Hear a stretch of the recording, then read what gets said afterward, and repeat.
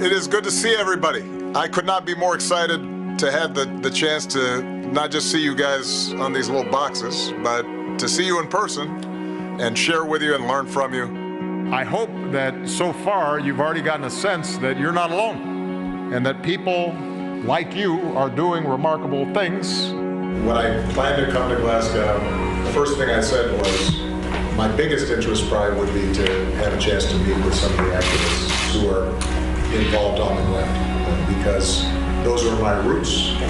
That's where I come from. That's what I believe in. That's what the foundation is about. The Obama Foundation Leaders Program is a 6-month non-residential leadership development journey that our participants undertake in order to augment their leadership skills and also build a supportive community with other change makers from across the globe.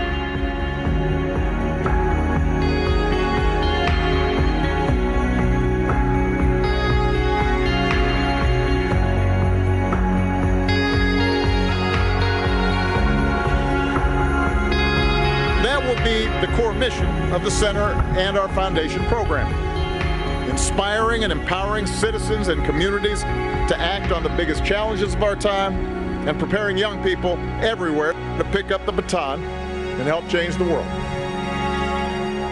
You know, over the last couple of months, we've seen what it looks like when a society loses the ability to distinguish truth from fiction. On the other hand, the last couple of months have also shown what can happen when the world pushes back. We have seen it in the people, including some of our Obama leaders in Europe, who are organizing on social media to help Ukrainian refugees, offering food and shelter and jobs and rides. We have a choice right now. Do we allow our democracy to wither, or do we make it better? That's the choice we face, and it is a choice worth embracing.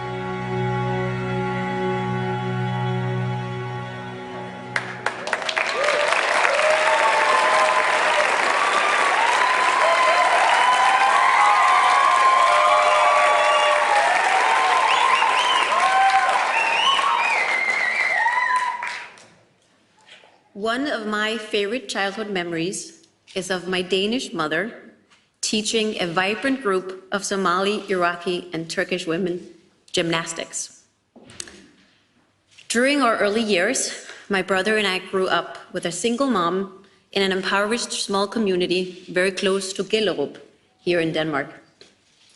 And under the guise of only teaching gymnastics and in a room filled with laughter, she spoke with the women about sexual and reproductive rights, about domestic violence and what it means to live in a democracy.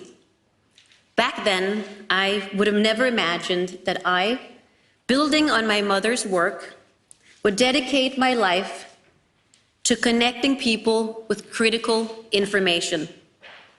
I work as an entrepreneur at the intersection of education and technology with more than 120 NGOs. Our brave partners work in the sphere of sexual and reproductive rights, democracy, and the Sustainable Development Goals. And they connect young people with trusted information and learning experiences about these issues and others. Spaces like these have become critical in addressing some of the collective failures of our generation and those before us. I stand before you today and appeal to you with a sense of urgency. While the increasing use of smartphones and social media first came with the whisper of renewed democratic participation, fake news and misinformation dominate the digital landscape and result in an erosion of the fabric of truth and polarization. The young people on our platform are concerned about the Russian invasion of Ukraine. They're concerned about our lacking advancement on climate change. We expect technology giants to enter a new era where digital ethics and transparency are a baseline, not an extravagance. There is much to be solved still, but my sense of hope remains intact. Throughout my experience as an Obama Foundation leader, President Obama and my peers have taught me that it's okay for a young woman to have big dreams and to articulate those dreams with a sense of pride. They have shown me that the pursuit of big dreams is challenging, but we are the change we've been waiting for. It takes true courage, even for a president, to have your legacy built not only by your own actions, but by the actions of others leading through your example. What shall be our collective legacy as we leave Copenhagen? Whom better to facilitate the exploration of the most pressing issues of our time and how we may solve them than President Obama. Please join me in welcoming him here on stage in Copenhagen.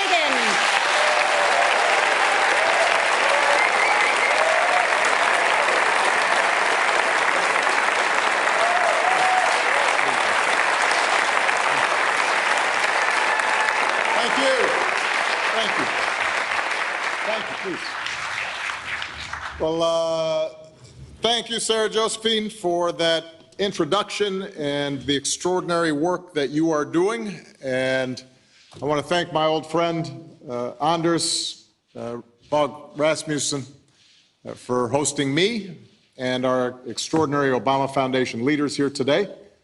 It is wonderful to see all of you. And I am confident that there have been extraordinary discussions that have been taking place since this conference began. As we meet, Ukraine obviously weighs heavily on our hearts and our minds. We've all witnessed the terrible suffering in a war that recalls Europe's darkest history. But we have also witnessed the Ukrainian people's heroic resistance to Russian aggression. They've united to defend not just their sovereignty, but their democratic identity. And their actions have rallied much of the world behind the values of self-determination and human dignity. It's inspiring. And because of this courage and because of this solidarity on display, Vladimir Putin is failing to achieve his aims inside of Ukraine and beyond. NATO has stepped up and has grown stronger. Finland and Sweden are seeking swift accession. Countries have welcomed displaced Ukrainians with open arms. Meanwhile, Russia is cut off from resources and revenue, and many of its best and brightest have left. A blow to its present, but also to its future. So we should take heart from Ukrainian resolve and from renewed transatlantic solidarity. And I know that's been discussed at this conference. These are signs of hope in the midst of despair. But make no mistake, this war is far from over. The costs will continue to mount. The course of events, as Anders and I discussed before we came out, are hard to predict. And our support for Ukraine must remain strong, steadfast, and sustained until this conflict reaches a resolution. Now, while Ukraine properly commands our immediate attention, it's also important to recognize that Putin's lawlessness is not happening in isolation. As I'm sure previous speakers have noted, on every continent, we are seeing democratic backsliding. On every continent, emboldened autocrats are ramping up repression, they're targeting minority groups, they're often flouting international law. Just as disturbing, within democracies,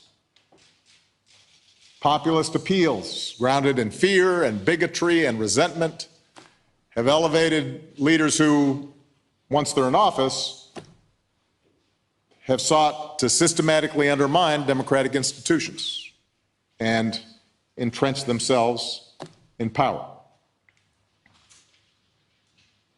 In my own country, the forces that unleashed mob violence on our capital are still churning out misinformation and conspiracy theories.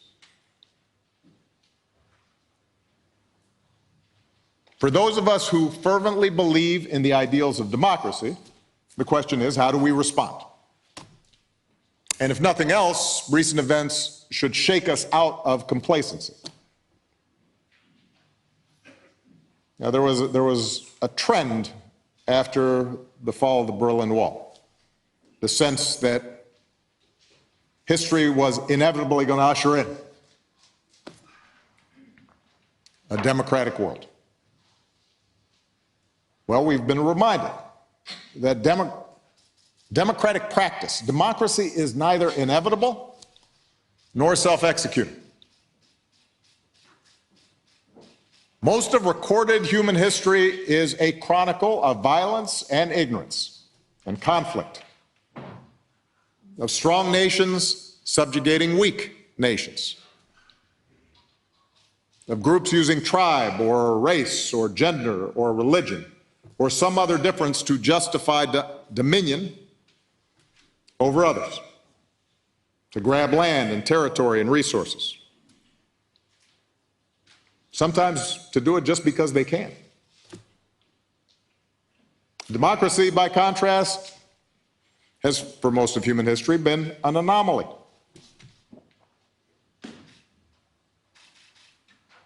In a relatively small sliver of time, in fits and starts, through revolution, struggle, and sacrifice, democracy took hold in a few places, and then began, in fits and starts, to spread elsewhere in the globe. That expansion has helped contain some of humanity's baser instincts, but those instincts, those impulses, were never eliminated. Nor were the old structures of privilege and exploitation that they produced. So, the point is, if we want democracy to flourish, we will have to fight for it. We will have to nurture it. We will have to demonstrate its value again and again in improving the lives of ordinary people. And we will also have to be willing to look squarely at the shortcomings of our own democracies.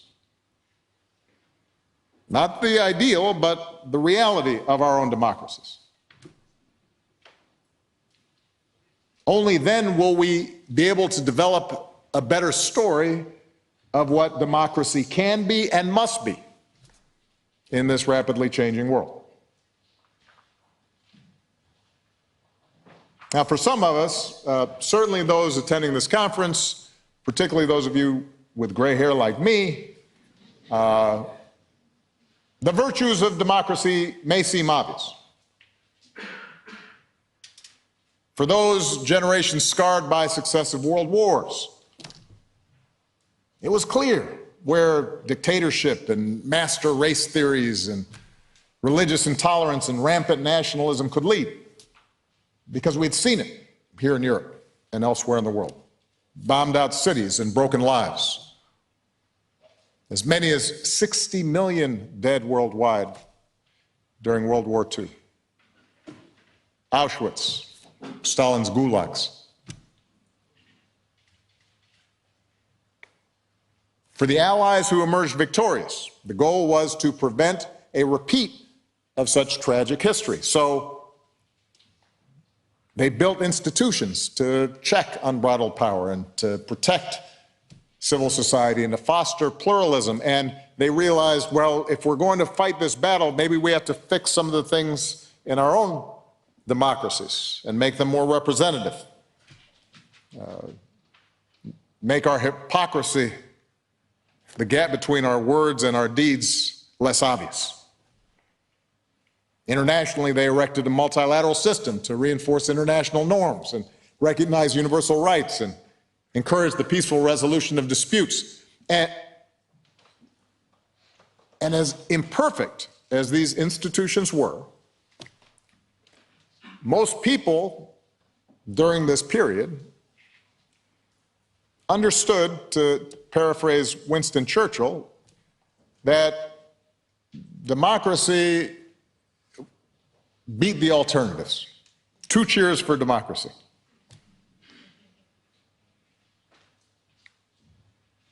The notion was that democracy might not prevent every foolish war, but it made them less likely. Democracy might not end poverty and racism, but it could make things better. And, in fact, progress was real. But it was also incomplete.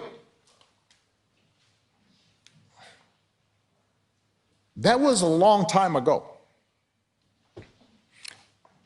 I'm now 60, and it happened before I was around.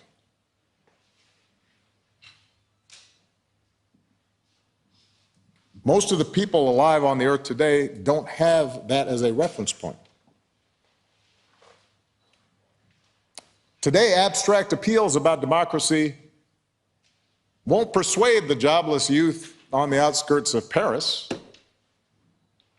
may not persuade families in northern England struggling to pay the bills, or the displaced workers in the former factory towns of the American Midwest. And they barely register with the hundreds of millions of people trapped in poverty around the world. You know, a few weeks ago, I met with some young leaders who had just completed one of our Obama Foundation programs. We were in New York City. One of the participants was a remarkable young African who had built an organization that expands educational opportunities for underserved youth. And he asked me a question. He says, President Obama, how do I answer my peers who argue that democracy in our country has failed to deliver? Everywhere we see corruption, poverty, a lack of progress despite election after election. When my peers look at China, he said. They see a model of orderly advancement and material improvement in people's lives.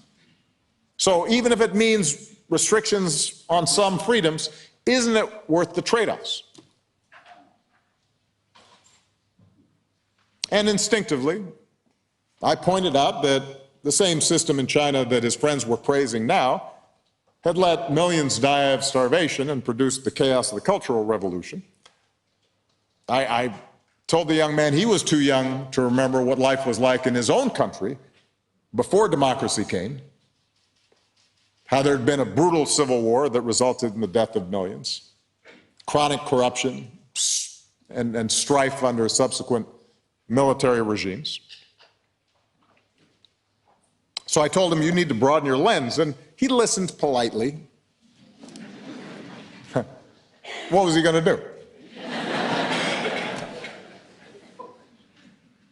Maybe he was even convinced by my arguments, but you could tell he didn't think his peers would be, at least not until those arguments were accompanied by measurable changes in their lives, where they live, in the here and now, not by reference to what happened 30 or 40 or 50 years ago. And I'm convinced some version of this conversation is taking place right now in every country on every continent. I'm also convinced that for us to win what is a contest of ideas between those of us who believe in democracy and those who are convinced that older ways of doing business are better. In that contest of ideas, it won't be enough to just say what we are against.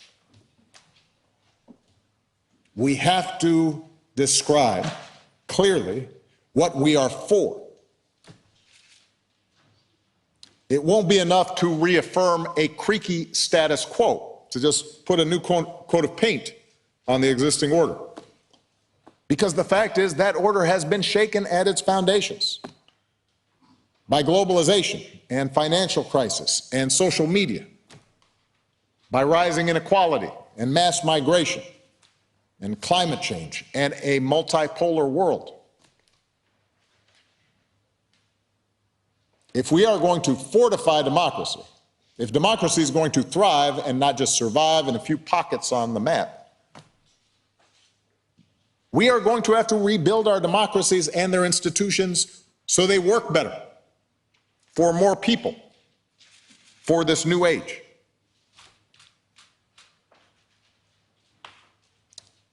Now, I am not here to offer a 10-point plan. I'm no longer running for office. Also, I don't have all the answers. And mainly, I'm not here to offer a 10-point plan because I want you to hear from some of the young leaders that we work with.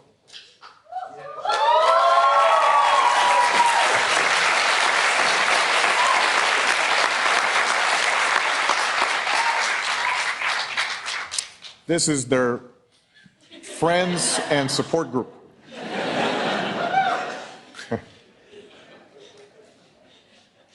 I thought we were going to drink later. Did you guys get an early start?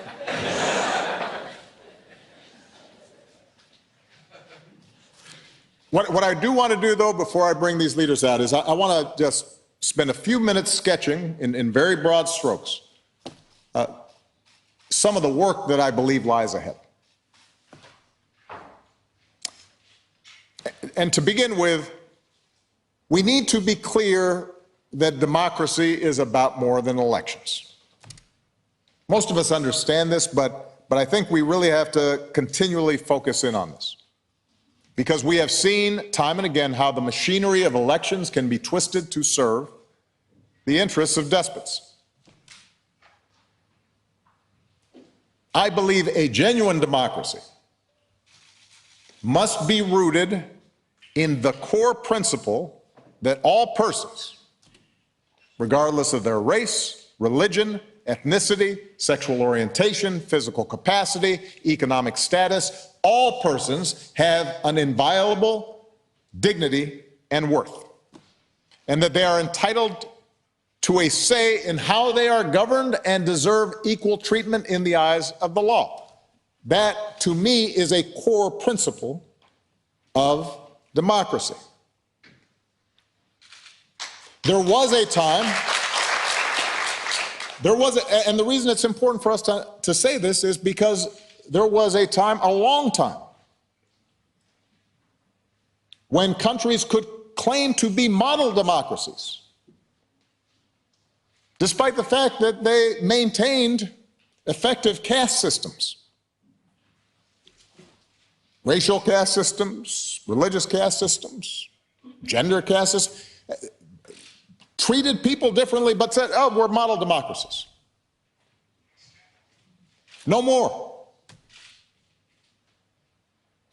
No democracy is perfect. And injustice is embedded in every society. We can acknowledge that. But any system of government that wants to call itself a democracy while codifying injustice violates the very essence of the word. So that's a core principle at the center of the democratic project. And this core principle has to be operationalized. Yes, through free and fair elections, but also through institutions that guarantee basic rights, like the freedom of speech and assembly and the ability to practice one's faith. It needs institutions that ensure the equal administration of justice and promote transparency and establish a process to resolve differences and transfer power peacefully. That's what we mean by true democracy, a system in which we, the people, includes all and not just some citizens. Now, within that, the particulars of any nation's constitution, political process, administrative machinery may vary based on custom or tradition, but I believe that the pursuit of the deeper value must be our North Star. By those standards, some democracies are doing better than others. Collectively, we're all falling short. To build stronger democracies and beat back this trend towards authoritarianism, we will all need to raise our game. And I'd suggest we focus on 4 broad areas. Number 1, for democracy to flourish, we need to develop models for a more inclusive and sustainable capitalism. I believe in market economies, not just because they're more efficient and more innovative than other systems so far devised, but because when properly structured, they are compatible with freedom. Scandinavian countries, including Denmark, demonstrate that. But I also believe that the version of capitalism that has come to dominate the global economy has also come to corrode democracy. When you have trillions of dollars move around the globe in the blink of an eye, outside of the control of any sovereign country, far-flung mega companies operating beyond the reach of national regulation or oversight or tax collection, without regard for their impact on local communities or workers and unconstrained by any values other than their quarterly shareholder report. That's a lot of power outside of democracy. We have to acknowledge, economically, this globalization has made products cheaper. It has increased interdependence. It has helped drive rapid development in some countries, most notably China. But it has also driven income inequality to levels not seen in generations. In wealthy countries, it's amplified the loss of bargaining power for workers. It's stunted wage growth. It's reduced the status of many workers, maybe for all but a narrow band of people in the knowledge professions. For some poorer countries, the shift towards automation, the relentless foreign competition, has actually made it harder to develop viable local industry and expand a fledgling middle class. And there's been a constant brain drain of educated and skilled workers. And while China has emerged as a big winner in the globalization sweepstakes, using export-driven strategies to lift a huge swath of its population out of poverty, it's come at the price of increased, steady repression and control of its people, and a more aggressive nationalism on the world stage, especially as growth slows and the Chinese government may find it harder to meet people's rising expectations. These aren't conditions where democracy is likely to thrive. When people feel economically insecure, when they feel that the game is rigged, anger mounts, resentment builds. When democratic governments can't respond to these frustrations, partly because they don't have control over either the tax revenues or the regulatory capacity to deal with the major players in the economy, people grow cynical towards their leaders and the political system that produced them. When the gap between rich and poor widens further and further, then fellow citizens share fewer experiences. The rich people are behind a gate somewhere and the poor people are outside, and their kids aren't going to school together and they're not feeling invested in each other. Well, people feel fewer obligations, and social trust declines. And in the absence of solidarity, people are more likely to turn to populist appeals from strongmen who offer somebody to blame, whether it's immigrants or minorities or foreign powers or shadowy elites or opposition parties or even democracy itself. So if we want to strengthen our democracies, we have to pay attention to economics, and we need to make the global economy more responsive to workers, families, communities, and representative governments. And some of this work on labor protections or corporate governance, on tax policies that reduce inequality or encourage investment where it's needed, some of that will happen at a local or national level. Other strategies like ending global tax avoidance and combating kleptocracy requires international cooperation. But our objective should be clear: reducing the wealth gap, expanding middle classes, restoring people's sense of control over their own livelihoods, making private companies more accountable. We want them to make a profit, but also more accountable for the common good. That's number one. Number two, we need to revitalize our political institutions so that people believe that participation is actually worth the effort. In too many democracies, politics feels like a distant and increasingly irrelevant enterprise. Some of that is by design, by the way. In my own country, for example, we have what's called a filibuster rule in the United States Senate that has effectively made it almost impossible for either party, even when they have a majority, to get anything substantially through the Senate and passed and signed into law. At a certain point, people start wondering, why bother? You have governments that either make it too hard to vote, a lot of governments who make it difficult to see why your vote matters. The powerful seem to have more access. They act with impunity. Over time, the bonds between the people and their elected representatives break down. So every democracy has to take basic steps to restore confidence that democracy is working the way it's supposed to,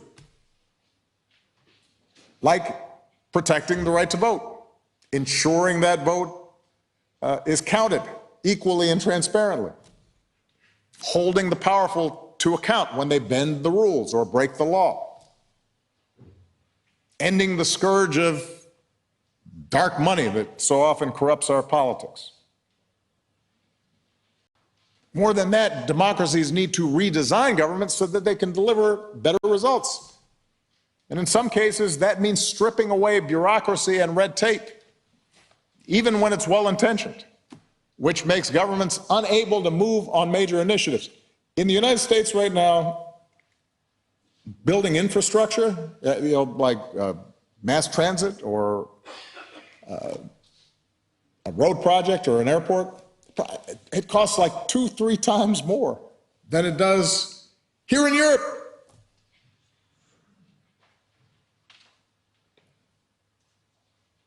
In some cases, it means pushing more decision-making to the local and regional level, so we can road test new ideas to solve problems and build bridges between those in power and the people that they're supposed to represent. An issue here in Europe that has to be paid attention to. The bottom line is that people care about democratic process, but they also want to see results. Third, we need to spend more time and energy building a democratic culture. Those of us who promote democracy, we're often progressive, we focus a lot on policy. We see politics and governance as a pluralistic negotiation between competing, rational, self-interested actors. That's not what moves people in the world.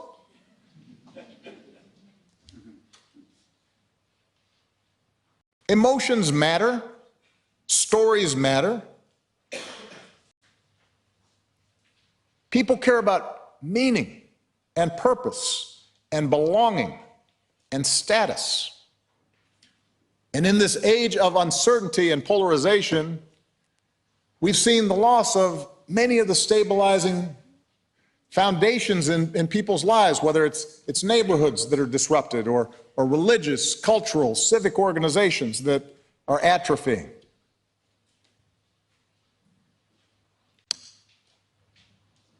And often it's authoritarian leaders who understand this, and those who believe in democracy struggle to catch up.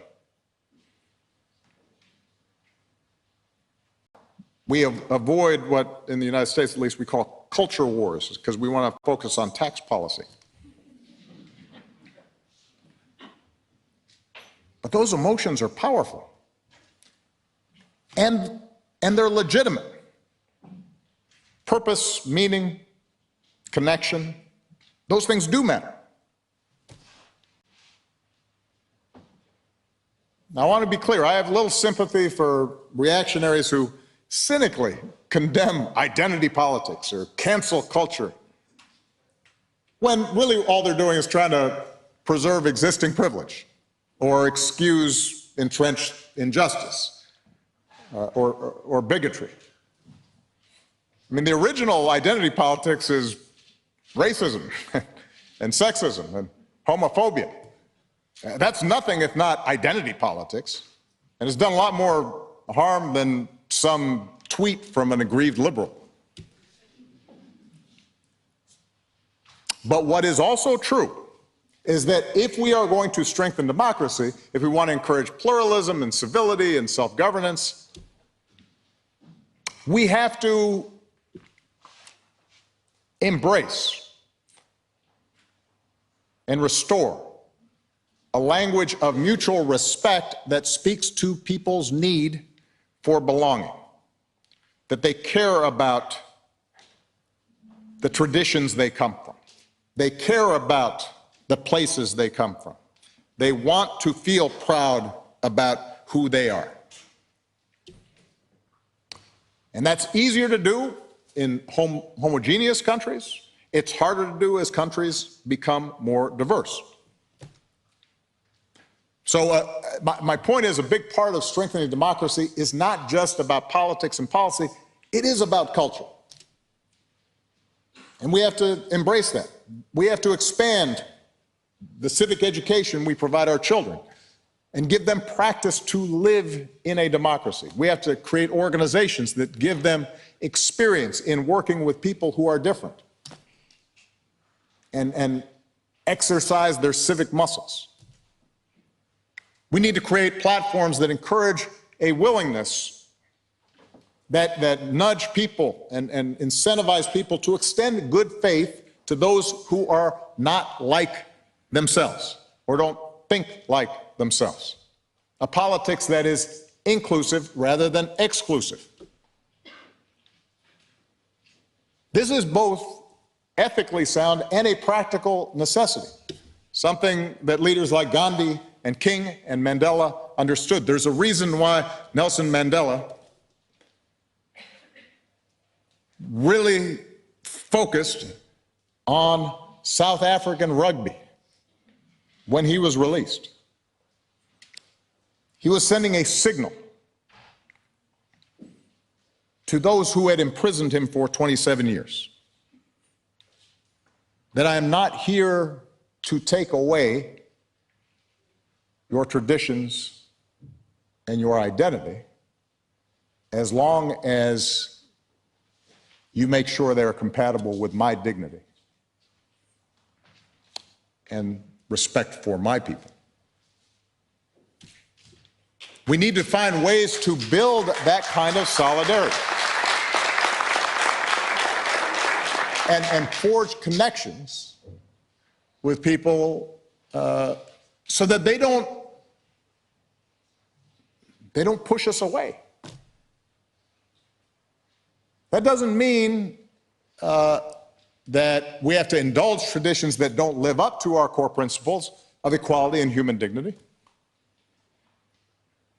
It does mean we need to use language that affirms the best of existing national and religious and cultural and ethnic traditions, rather than make arguments that make people feel as if they have to abandon all aspects of their past. We can reckon with our darker history without asking people to reject their own identities. Indeed, progress is about doing the work of perfecting our unions, not repudiating the possibility of unity. Finally, as we do all these things, we have to take steps to detoxify our discourse, particularly the scourge of disinformation and conspiracy theories and hate online that has polluted our political discourse. Now, I spoke at length about this at Stanford University in the spring. I'll just reinforce a few key points. Technology companies have to accept a degree of democratic oversight and accountability. Profit can't be the only driver for platforms who've acquired power that was once reserved for nation states. And while no human endeavor can eliminate human fallibility, we can actually make these things better. These technologies and platforms were made by human beings. Human beings can make them work better. And I look forward to doing more work in the months to come to lift up and put forward new ideas around technology and the other areas that I just mentioned. Because these are the areas where we all have to do better. It's going to determine the fate of our democracies, whether they stick, whether they get stronger, or whether they continue to get weaker.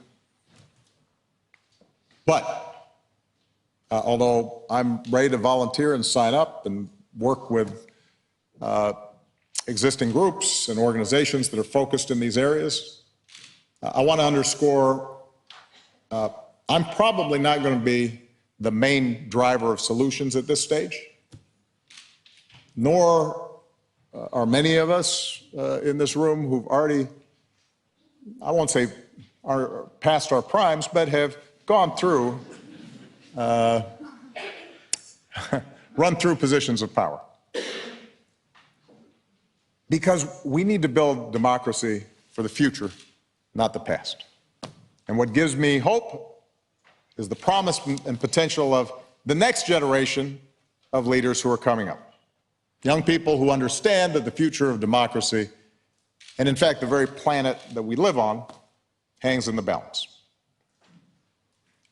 These young people are ready to do the work, and many of them are already deeply engaged in the project of rebuilding our democracies. That's who Michelle and I are supporting at our foundation, and that is why I'm so glad to be joined by just a small sampling of our extraordinary Obama Foundation leaders from all across Europe who gathered here today. If you can all please welcome Tudor, Federica, and Selma. Come on up.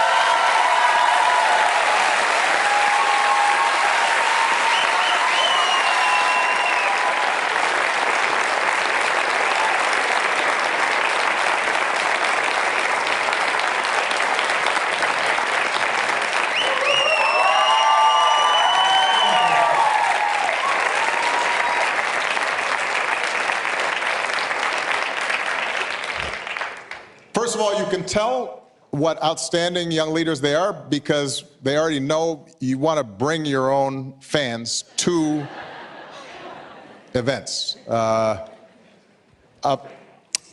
Before we start our conversation, I would love for each of you very briefly to describe for the audience who you are, what you've been doing, and why you know, it's been so exciting for you to gather with some of the other leaders and peers from across Europe. Go ahead. First of all, thank you very much, Mr. President, for having us here, and thanks to all the Obama leaders out there, because it's really nice to get in an audience with you guys. My name is Federica Vinci. I am the Deputy Mayor of Isernia, which is a small town in the south of Italy. The work that I do is basically to try to bring back politics, grassroots politics in very small town in my region and hopefully in the future in my country. The best part of being here with all these amazing leaders has been having the chance to reconnect with people that do our same job, even if in different fields. Sometimes it feels lonely when you are on the ground trying to make change, but reconnecting with all of you has been such a gift because it reminds us why we're here and what our purpose is. So thank you very much. Excellent. Tudor. Thank you very much. I'm Tudor, I'm from Romania. I am the executive director of what we call an online digital campaigning organization. We work on multi-issues, ranging from the environment to the rule of law. We have an online community with 1.2 million members. This is the people that receive constantly our updates and are invited to take action whenever is needed. We put pressure on decision makers each time there is a good opportunity. We fundraise from our members, and this is how we manage to actually win campaigns. Sometimes we fundraise for expensive lawsuits. Sometimes we fundraise for ads in newspapers to get our message across. And I chose this work because it's my way of defending democracy, and it's my way to help people, simple people from all walks of life, to have a saying in today's democracy, basically. Excellent. Selma.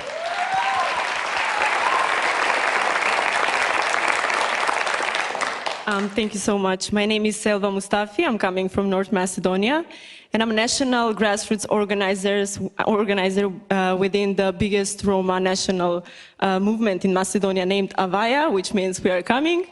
I've been active for 10 years now, from the age of 16, and our movement's purpose is to build power in the communities and articulate Roma's issues on higher national level.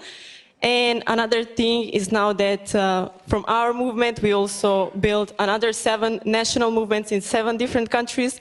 And I serve as trainer, trying to build the communities, build the structures, and build power. Fantastic. All right. So we only have about 40 minutes. I want to start with an open-ended question, because in my opening remarks I said that, certainly for my grandparents, my parents, and to some degree for me,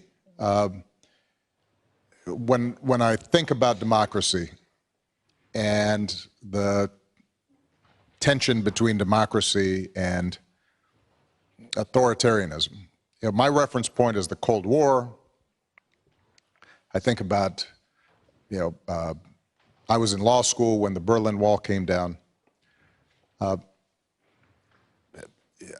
I trying to do the math as to whether you were born when the Berlin Wall came down.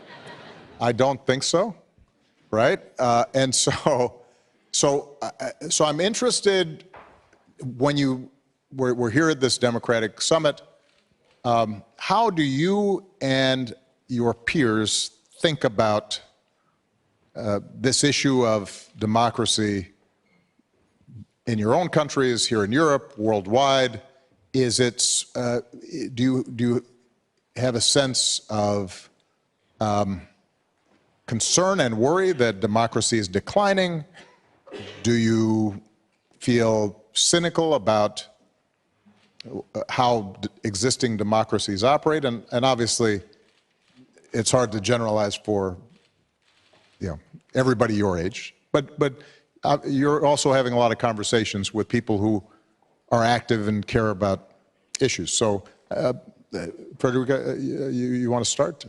Yeah, so being the deputy mayor of a small town, it means that I get to have a lot of meetings with people of my age, but also younger. So 15 years old, 16, 18 years old, boys and girls. And I remember right after that I was elected and then nominated deputy mayor, I'm also in charge of youth policies. So coming from a community organizing background, I decided to call all the representatives of the different high schools of my hometown. Right.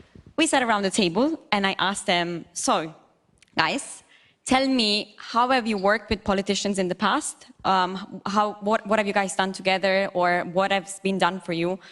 And well, before asking this question, the first thing that they said to me was, have we done anything wrong? So, why are you calling me in here? Why am I in trouble? Us here? Are we in trouble? Yeah. And this made me realize that these guys had never been, and these girls had never been listened to before. So when we were talking about politics, they were completely disillusioned.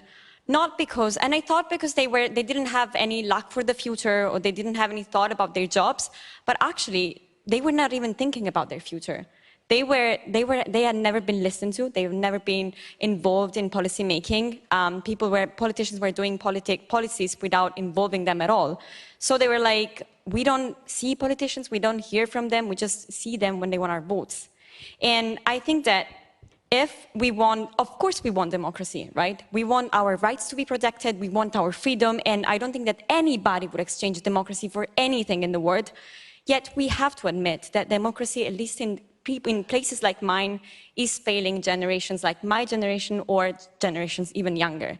So we, as politicians, as leaders, have a huge responsibility to go back into these places and make these boys, this girl, part of the solution, part of this policy-making process, listen to them and engage them, because we are talking about huge numbers. Like Italy has around 8,000 municipalities. 180 municipalities are above 50,000 people. All the rest, more than 7,800 municipalities, are really small towns where politicians can have a day-to-day engagement with their constituencies and with those kids. I think it's our job to do it, because this is the only way we can infuse hope in them and in the future of democracy.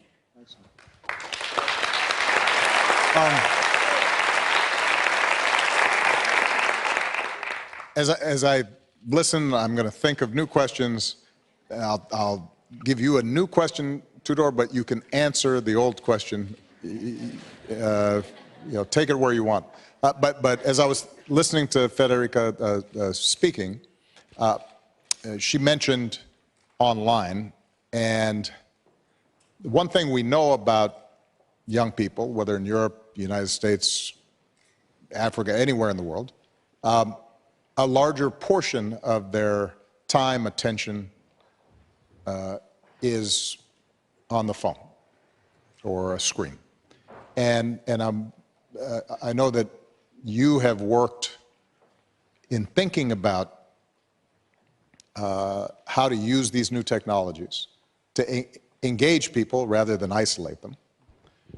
What strategies have worked for you when it comes to engaging people online? But how does that also then translate into action in the real world? Because we have an expression in the United States, hashtag activism, where somebody just tweets like or has a sarcastic comment about something and then kind of feels like, well, there was my political activism for the day. But it never actually translates into voting, mobilization, initiatives that bring about change. What's your sense? Well, I would rather answer with an example. In our world, we always say that email is dead. It's difficult to reach people by email. And it's a very good solution because unlike social media, the email is targeted. You have an email address, you send an email, the person receives the email. With social media, it's much more complicated than that. And with these new networks that arise, it's hard for us to even find ways in which we can actually tap in with our messaging. But the example I'm going to give you is with a petition that was started on our website by the students in Romania. They asked for a modernization of the way in which they are evaluated. They go through the same evaluation that I went through when I went to high school, or my sister that is 10 years older than me. And it wasn't changed. And what they did is they signed a petition on our website, 400,000 of them. Almost every kid in school in Romania signed that petition. And we require an email when people sign that petition. And so they created that email in order to sign that petition, and we want to work with them together for the next steps. What happened with that petition, the first time that it was submitted to the Minister of Education, he kind of mocked them. But then they came up with follow-up tactics. And the last declaration of the minister is somewhat, I'm going to think about it, but it's already, I see them win that campaign. Even if it's going to take a little bit more time, the way in which they work together, the way in which they are creative to put pressure on decision makers, makes me have much more hope than I have in my generation, for instance. And I would not treat these kind of things as individual, things that are too individualistic. We have to work together. The students in Romania, they somehow managed to find ways in which they talked. They used the platform that last time I heard of it, it was for online gaming, people synchronizing on strategies, and they used that software. It was impressive for me to see how well they can be organized and how efficient they are. And that is the one thing that brings me a lot of hope. So, Federica works very local, and you, on the other hand, are part of a European-wide network advocating on behalf of the Roma people. What do you see, what are the trends that you're seeing in terms of young people getting involved Europe-wide, and how do they feel about European democracy? Because one of the interesting things about democracy in Europe, I remember when I was president coming here, you had local governments, you had regional governments, you had national governments, then you had Brussels, you've got the EU, you've got the European Parliament, and so there are a bunch of different ways to access politics, but I'm wondering, does that make it more difficult or more accessible for people to want to get involved and to feel like they have a hand in who's making decisions that affect their lives? I'm going to start with the following. The democracy has always meant the same. It has meant the voice of the people, the power of the people, the decision of the people. And what I see in my generation and their perception and feeling of democracy has two aspects. The first one is that the Roma community, in their mid-20s or even younger, they are very disappointed in democracy in general. Also in the approach of how some political leaders are responding to democracy and democratic ideals. And this has different reasons, because for so long, the Roma, in general, were excluded economically, politically, culturally, and were underrepresented. They didn't have their own representative who is coming directly from the community, who knows the issues in the community and the challenges, and who can deliver and articulate and tries to solve them. Because representatives who are non-Roma, they cannot know what is happening in the Roma community better than a Roma. So on the other hand, working for 10 years now in the community, building power in the community and showing different approach, like relationship buildings and so on, the community and the young people see a different added value. They can participate in public dialogues with politicians, with different political actors, with mayors and so on. And they see that this is an element that gives them, that gives them a value where they can contribute. So what is the narrative now in the community and amongst the youngsters? What I hear is, well, maybe we are, because we are the biggest ethnic minority in Europe with over 12 million Roma, maybe we are a key contributor to preserve democracy. And with all the painful history and survivals that we had in the past, now we are still here and we are courageous and brave to take action. And that's what democracy is about bravery and effort that will bring bigger changes. Excellent.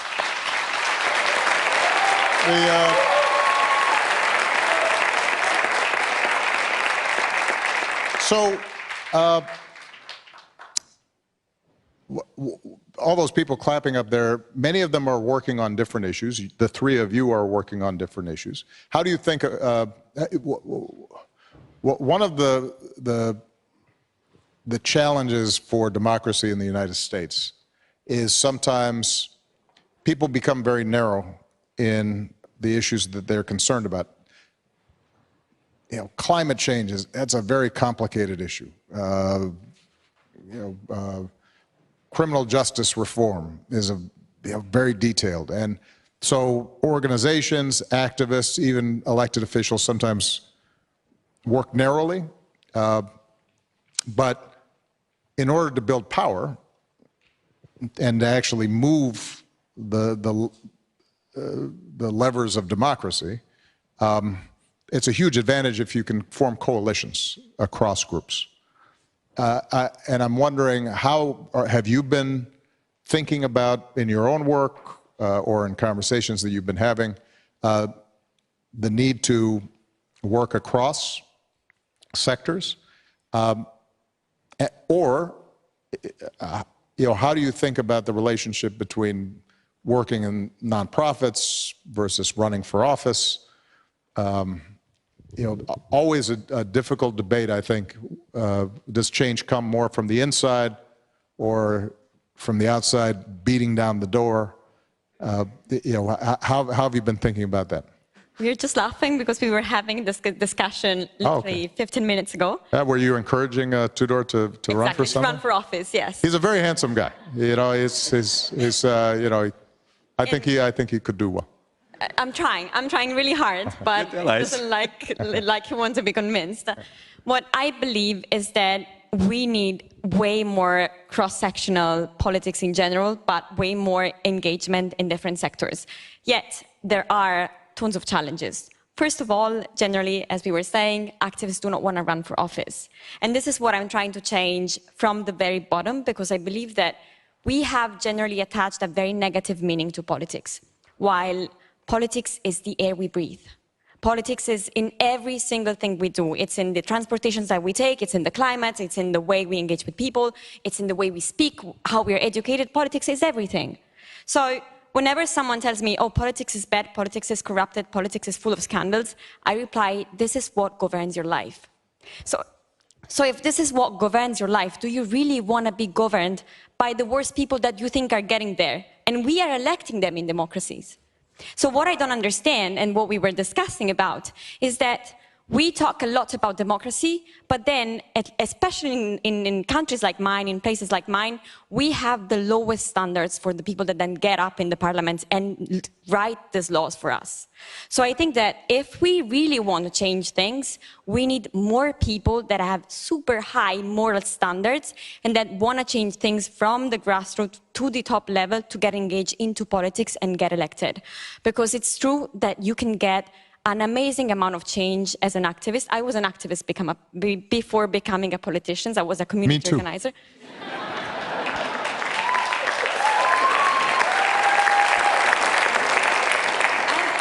And I think I still want to be an activist. I want to be an activist. I want to get out and rally for climate change, or I want to get out with my people and clean parks if we need to.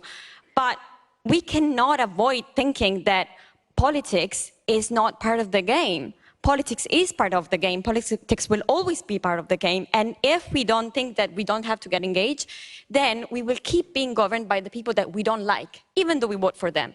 And then we have voters' apathy, and we have kids not going to vote, and we have people getting way and way far away from politics while this still governs our life. This has to change, and I am arguing that this needs to change from the very bottom, where people like me, politicians, can start talking face-to-face with their constituency and regaining the trust that they've lost so far because they have been governed by the wrong people, because the right one were just too scared of the bad environment that politics brings up on.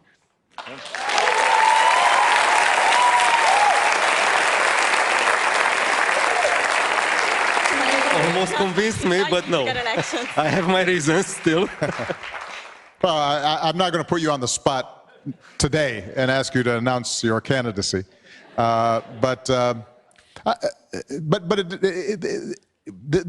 This goes to the issues of this summit. You know, it's often easy to defend democracy in the abstract, but if you have been an activist and you've been working from the outside, sometimes it is difficult to see why change is moving slowly on the inside. And as I said in my remarks, some of that is by design. You know, as somebody who started locally and then ended up running a pretty big government, you know, a lot of the activists who worked with me would get frustrated and think somehow that, well, how come he hasn't gotten this done or that done yet? It must be because he no longer cares about us. You know, he's talking to all these, you know, rich contributors and this and that. When in fact, no, I still want exactly what you wanted, but the wheels of government are just moving very slowly because there are all these systems that are set up to block it. The reason I say that is because I think for democracy to work, you have to have both. You have to have people who are in the engine room and the deck of the ship of democracy, working to make it move in the right direction. But you also have to have people on the outside who are constantly maintaining pressure and getting people involved, because that's the engine, that's the fuel that ultimately is going to get you to where you want to go. So I'm interested in how, as I said, Tudor, you don't have to announce your candidacy, but because there's an important role to play in citizen participation, activism, organization, and so far that's the role you've chosen to play. Do you feel like you can make enough of a difference in that kind, taking that approach? Particularly if maybe sometimes you see, you said like the education minister seemed like he's not listening to 400,000 students. Do you think, you know what, we should have somebody in there who does listen? It's a big temptation for many activists to go into politics, and I admire those who do. It's not a matter of me thinking that politics is dirty and we should not touch it. No, politics is where decisions are made. My fear is that if people like me enter politics, we leave an empty spot in the civil society. And that spot in a country like Romania was difficult to fill in the first place. We are a young democracy. If all of us from the civil society turn into politics, we need to bring new people to form this new civil society. And what I noticed in my line of work is that politicians become better when we demand them to do so.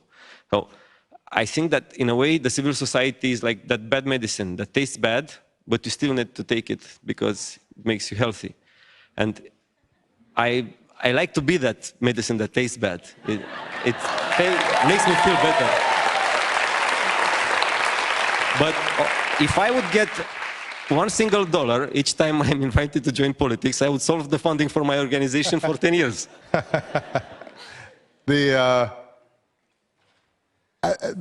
Let me start with you on this question, Selva.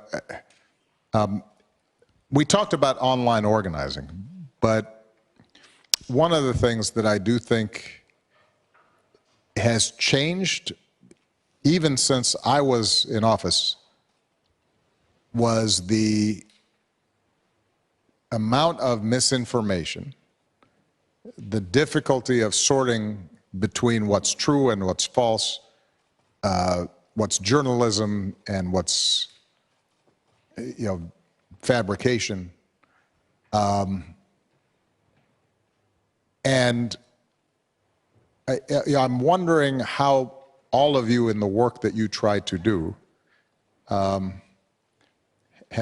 dealt with the misinformation problem, whether it affects your work and whether you've come up with some solutions so that you can get facts and information out to people and you don't have to spend all your time refuting things that people think that aren't true.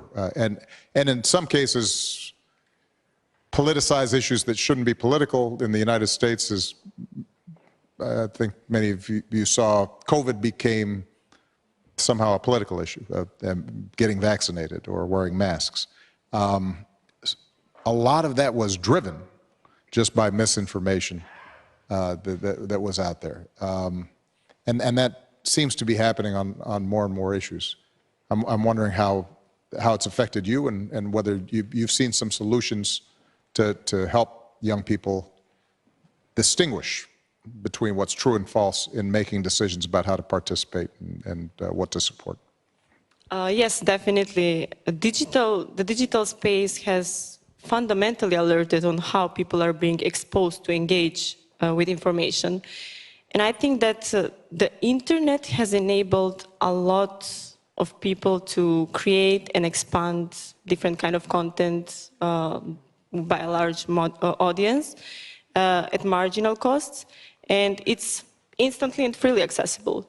However, there are big concerns also in our movement about how false information and misinformation is spreading on the internet to influence decisions by some political actors or political sides. So using the social media, you can create and you can expand different kind of misinformation. And as you said, the challenge is that those kind of fake news and misinformation are making the people to have different kind of opinion, which is not necessarily relevant or truthful. And this is an issue we have also with the Roma community, a community who has been discriminated for so long, ignored. It's very easy. There is a big base to spread fake news and to make them think like that. And not necessarily they can now differentiate what is opinion and what is fact. So what we do as activists, as movements, and I mean what we can't do is we cannot, we don't have the space and tools how to regulate the internet. But what we can do is to try to counteract this kind of false news and to try to actively produce content that is relevant and spread the frequency of our own message and our own narrative. Excellent. Federica, as elected official and activist, is that a problem that you've seen in terms of the work that you're doing? Do you find you make a proposal and somebody says, well, you know, I just saw on the internet that, you know, what you're doing is going to cause cancer, or it's going to, you know, destroy the economy or something, and then you have to spend a lot of time unwinding. It exactly works like this. A really simple example: the cost of energy and the cost of water rose because of the war. Yet we had a couple of newspapers saying that that we were getting paid by the taxpayer money of this increase in water and energy. So obviously it's false, and obviously it should be even easy to think about it because it's the war, it's like something way above us. Yet what comes out there, and what I notice is that it's even easier for people to get up this false news and this false noise. It's scary. So, and it's not just about that, it's about rumors that get out, it's about like people talking to people. So in a very small town, you have a huge amount of rumors coming out. And our question was like, how do we counteract against it? What do we do? So, of course, you can work online, but in such a small town, and again, Italy is full, and I guess also Europe, it's full of such small places, you can have a real confrontation with your constituencies. So we've started having town halls, like open-air town halls now that it's summer and COVID is not such a big risk, especially outside. And we've asked people to join us in sharing with us their fears, their questions, what do they want, how can we answer to their problems. And first time, nobody asked questions. It was really weird. But then... Everybody just sat there for half an hour? Yeah, exactly. So we started talking about our policies. But then on our policies, they started asking questions. And many of them were really good questions. We see a lot of anger on Facebook, a lot of anger on social media. And when you go on real life, first of all, this anger is not that bad. But second, it has a motive. It has a reason. And when you meet your people and you can ask them, you can listen to them, you actually know what those reasons are, and you can give them answers. And not only I think we should give them answers, I think we should include them in the decision-making process and the implementations of the policies that we bring about. So to counteract this fake news environment in this small town, I guess that the real solution is coming back on the ground, grassroots, meeting with people, answering their questions, involving them, and making them part of the change that we want to see around. Excellent. So, we're coming to the end of our session here, and I want to give you a two-part question. If you ever decide to run for office, this is how reporters get around. They're only supposed to get one question.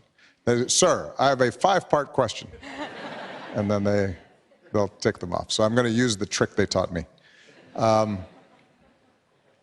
you can answer both, either one, or just don't answer, which is also a strategy that I taught them, and talk about what I want to talk about.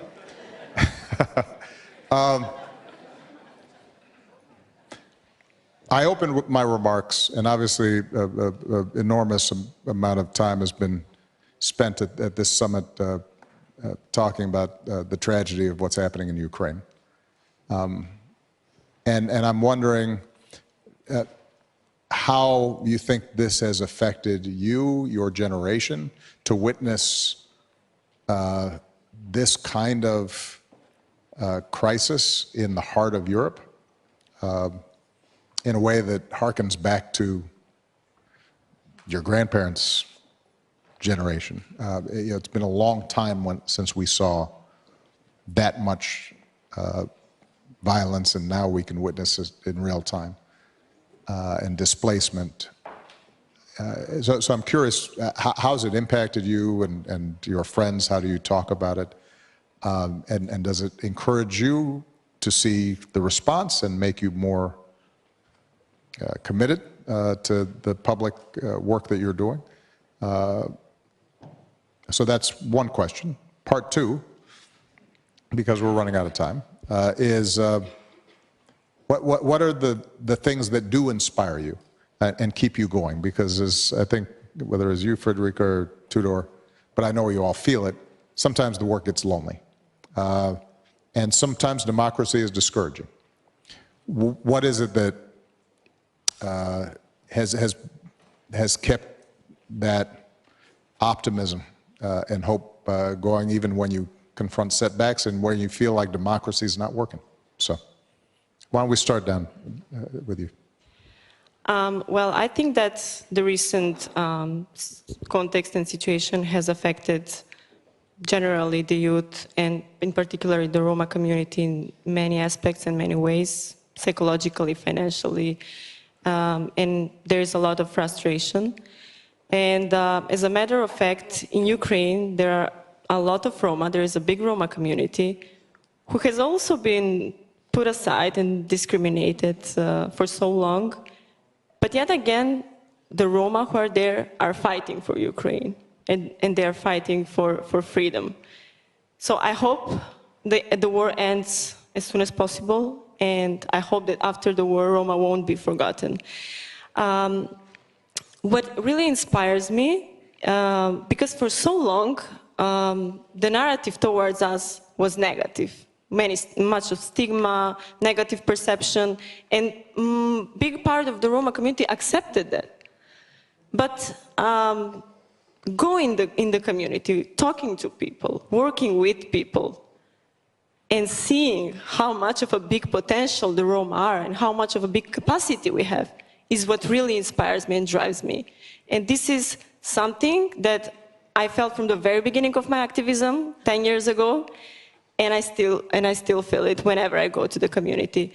And I think that this is the new generation of a driving change, and a community who can preserve democracy and who can be part of preserving democracy in the next period. And I really hope that European stakeholders, institutions, will have more openness towards Roma and more inclusiveness in particular.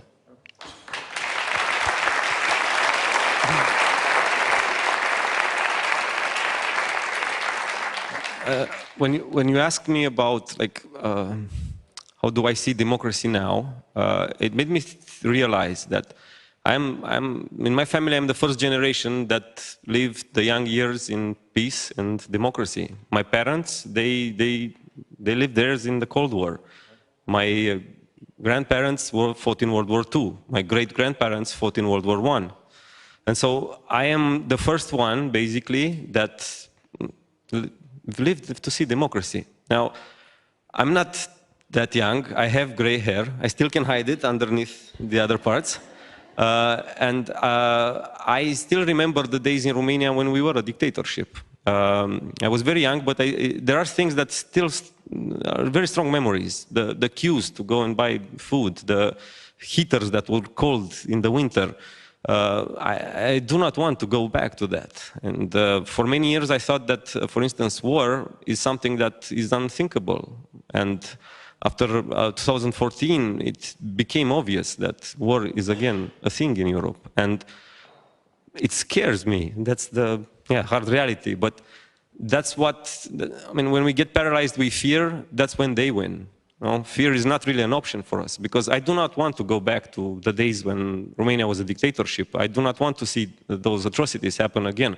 So I will fight with everything I have to keep the democracy going and make sure that this system, as imperfect as it is, keeps on going, because it is the only thing that allows me to be in places like this, to meet the amazing leaders that I met in the last few days. And meeting you is something that would have been unthinkable for my parents' generation. So we have to defend this, because what would come next is unimaginable.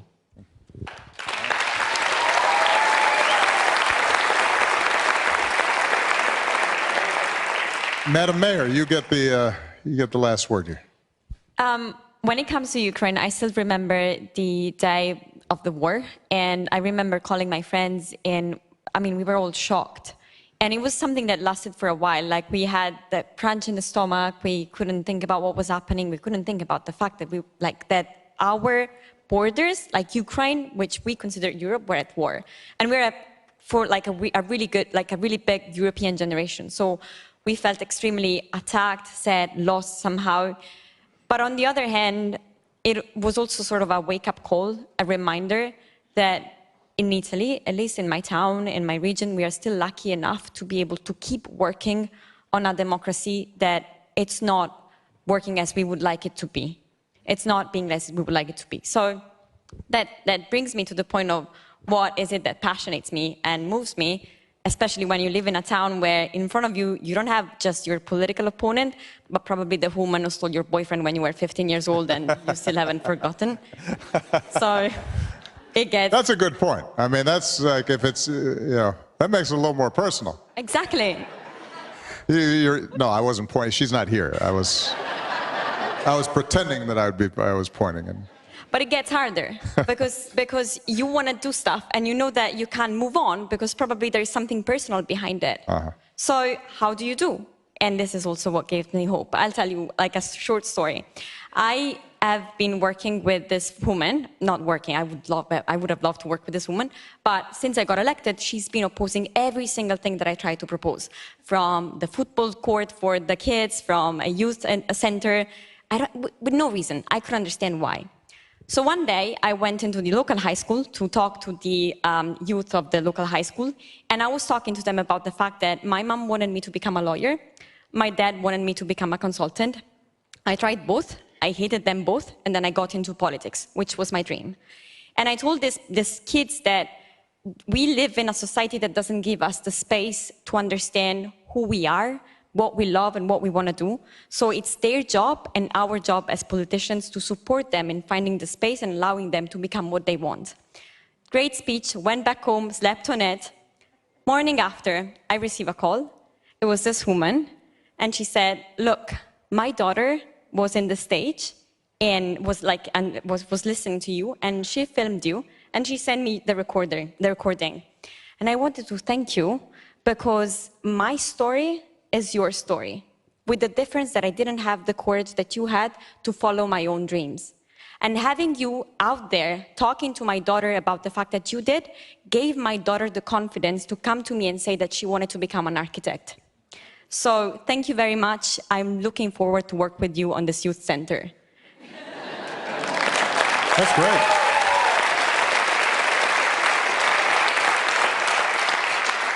Knowing that beyond being politicians, we are human beings that share stories, and at the end of the day, we all want this world to be a better place, is what gives me hope, because I see every single day that we can overcome our differences, we can build bridges, we can close the gap between the politicians, the high school girls that had a fight over a boyfriend, and we can unite on what really matters for us, and this gives me a lot of hope. Good. Well, you, the three of you give me hope. The young people who are working with us at the foundation are giving us hope. For those of you who are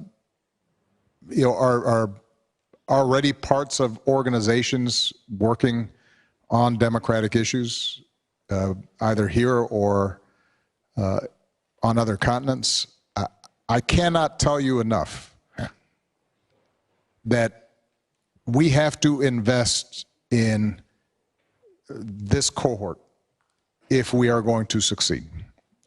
Because every time I have a chance to have conversations, the kind of idealism and innovation and imagination and courage that you've heard from these three, they're out there.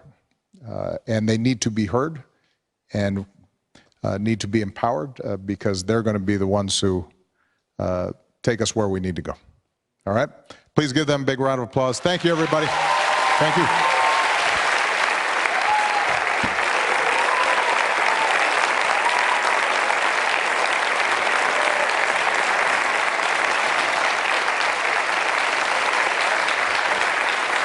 Thank you so much.